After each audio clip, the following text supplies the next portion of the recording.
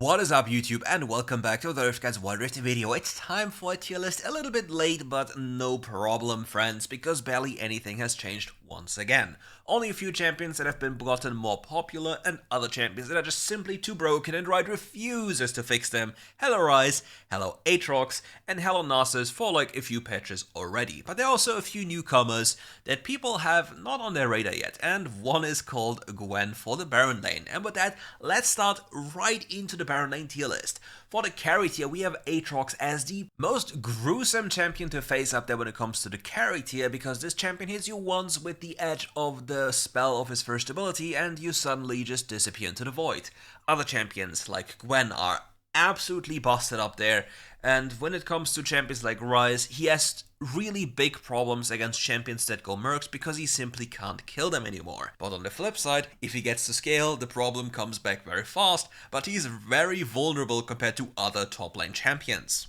Don't forget, the champions within the tier are not ordered, so they're simply in the tier and it's a very simplistic tier list, which means that S is the meta and the highest tier is the pick of the patch, which is usually the most popular or most broken champion within the patch.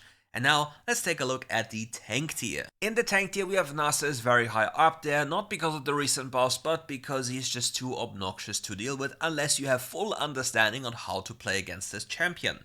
Here's a little breakdown. Narcissus as a champion is super weak from levels 1 to 4, which means you have to put him behind from that point onwards. If you make a mistake once he gets his first recall or level 5, you might just die on the spot. CDR boots as well as Sheen are very big power spikes, which they used to be before, which are not really affected by the changes or the buffs Narcissus got. He was already strong before and the buffs didn't change anything about the power level from levels 1 to 4, which means there was no real change for Narcissus at all. But again, Narcissus as a champion is a scaling monster champion that doesn't really die, wins a lot of the side lane duels that are in the game, plus completely invalidates one role from the game with the press of one button called Wither on a 5-second cooldown, which is called the AD carry role. Alternatively, you can just lock in Poppy and just be an absolute menace, diving every single champion in this game on cooldown, because in early game, nothing wins against Poppy. But again, if you lock in a Poppy champion, you need to be really aware of the fact that you have to really capitalize on the diving potential and the early aggression of this champion, because in reality, she's not necessarily a true tank. She can also be played as a carry, but yeah, we just, have to keep it simple. And as per usual, from the A tier, you should probably stay away since it's not the meta, and the B tier, as you see on the carry tier, just don't pick them at all. And by the way, this video is sponsored by Eneba.com, and it's a gaming marketplace with over 40,000 products with an ever-increasing interest to expand their library to be the go-to point for your every gaming need. They will bring you the hottest deals in the market, be it new or old, and with an excellent Trustpilot score, you can rest assured that you'll receive every product you order. And don't worry, there's even a 24/7 live support to clear any concerns you may have with any of your purchases. And just for you, up until the 16th of May, you get up to 10% with the discount code RiftGuides of any games, DLCs, subscriptions, or gift cards. And now, back to the video. As for the jungle tier list, we still have Riven as the best champion available, and nothing really has changed within the S tier. All these champions are more than viable, and if there's something that you probably would disagree with, is the placement of the Fiddlesticks.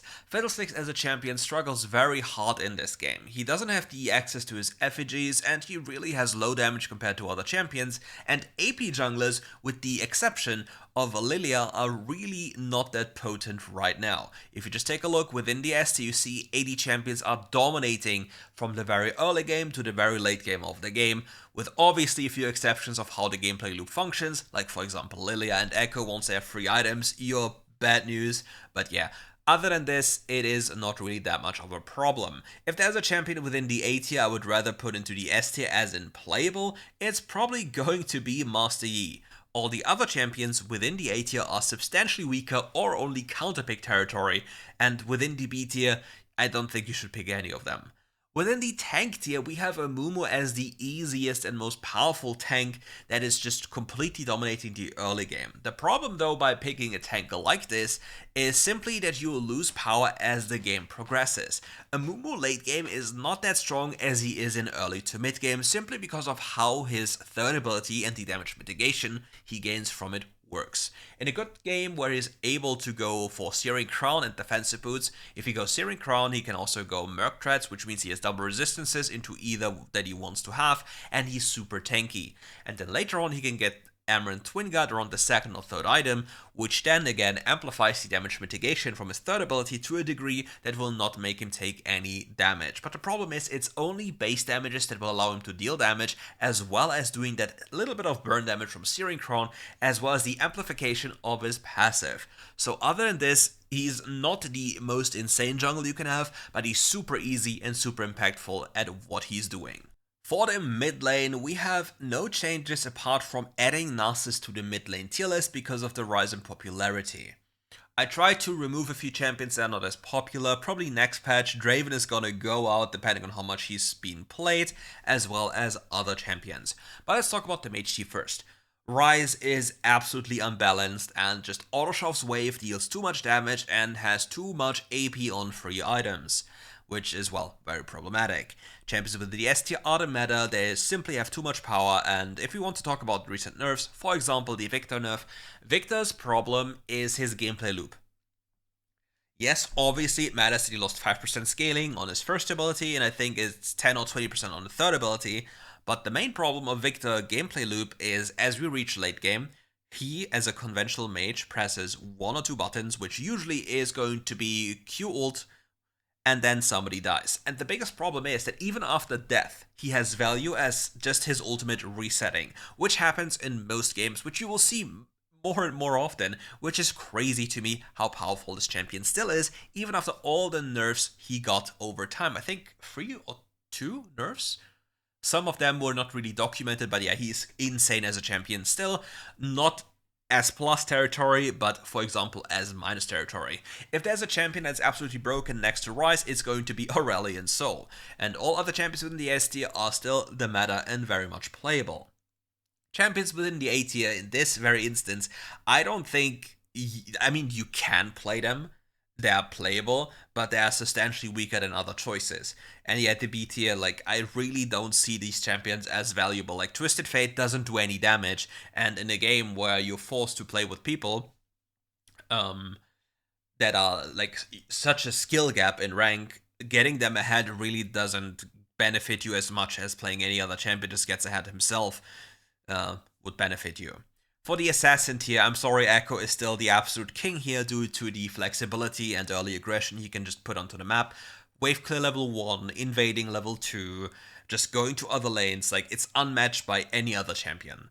Ahri is a really good champion that has benefited from the Malignance introduction very much because she gains 20 plus 20 haste on ultimate, which is 40 haste, plus a lot of extra damage, which is just super nice for Ahri. And then we have Malignance into Lichbane into Rabadon, which is a super insane build path for champion. For Kassadin, Malignance is a 4th item. And all the champions in the other, like the S tier, are still very much playable. But for example, Akali, as well as Pyke.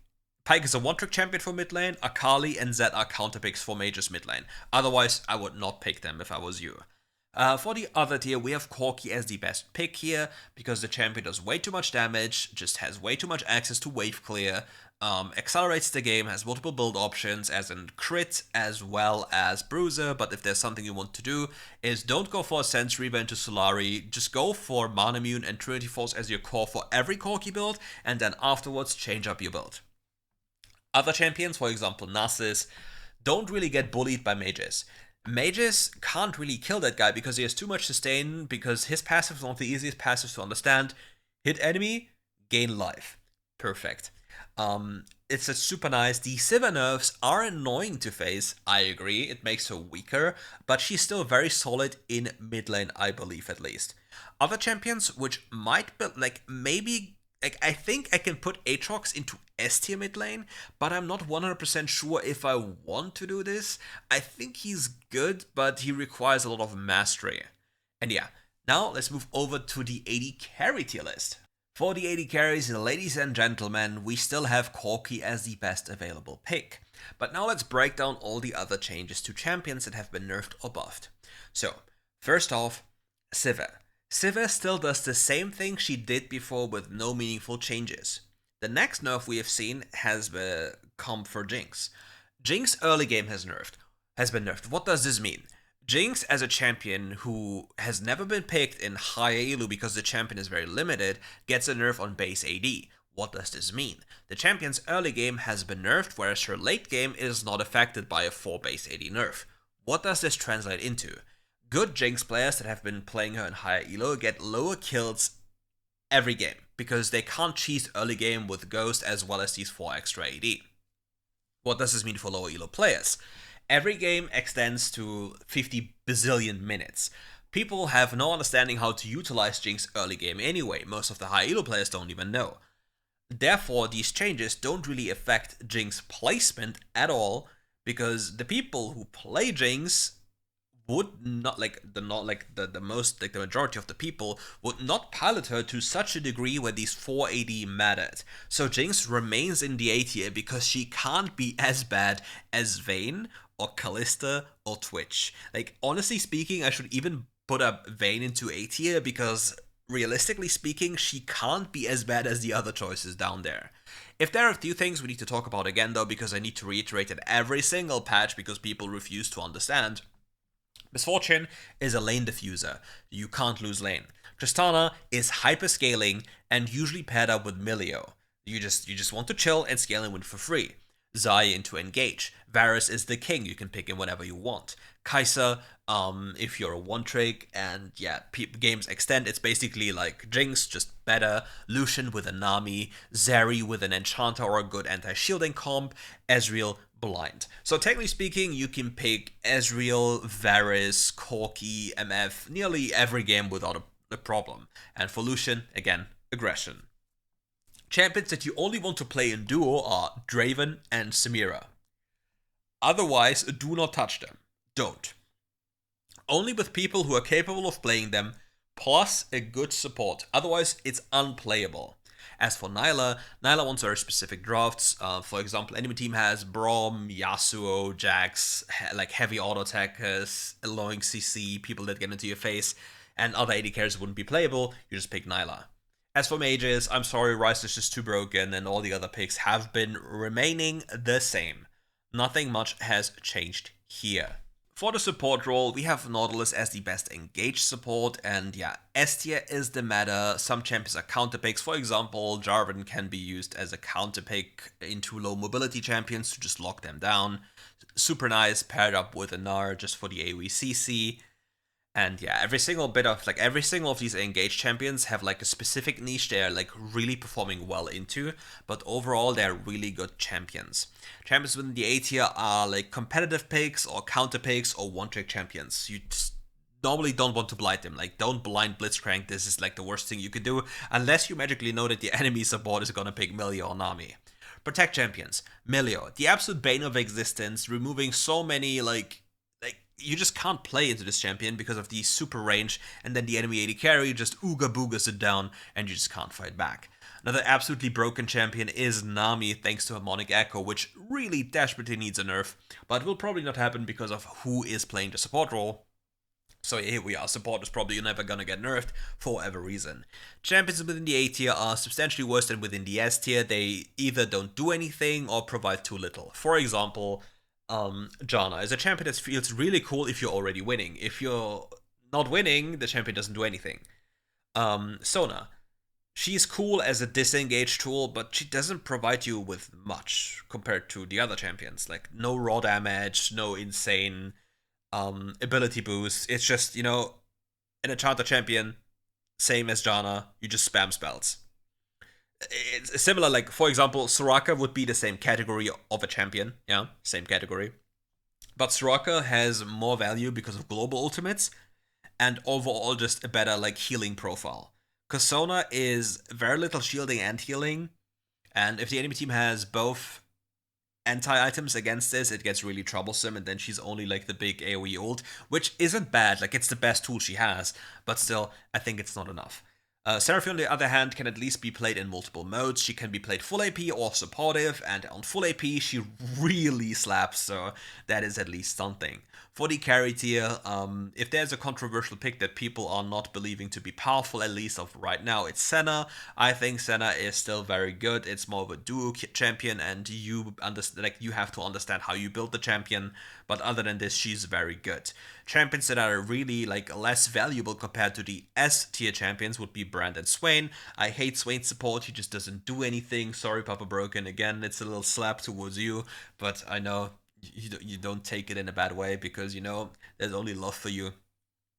And when it comes to Brand, it's a suicide mage. It's cool. Like, you can pick it into full melee comp similarly to Swain. Then you have the highest value of these champions. But then again, you can pick better champions that do anything that you do in a better way. But don't get me wrong, Brand's damage is absolutely insane, so that's at least something that you have to consider. And people don't really understand how to play into Brand, because they usually just walk into him and get themselves killed. And yeah, then they just lose the game and be like, oh my god, Brand is so OP. Yeah, bro, if you as a Kha'Zix jump into a Brand and he has ult and every ability up, you will die. It doesn't matter if you're fed, you will die. And yeah, it's just about that understanding, how to play against this one. And yeah, and with that, we're at the end of this champion. Thank you all for watching. If you enjoyed the video, leave a like, subscribe to the channel. Don't forget to check out the links in the description below when it comes to cheaper skins, as well as our partner for this video, Eneba. So enjoy your time and see you soon. Bye bye, take care.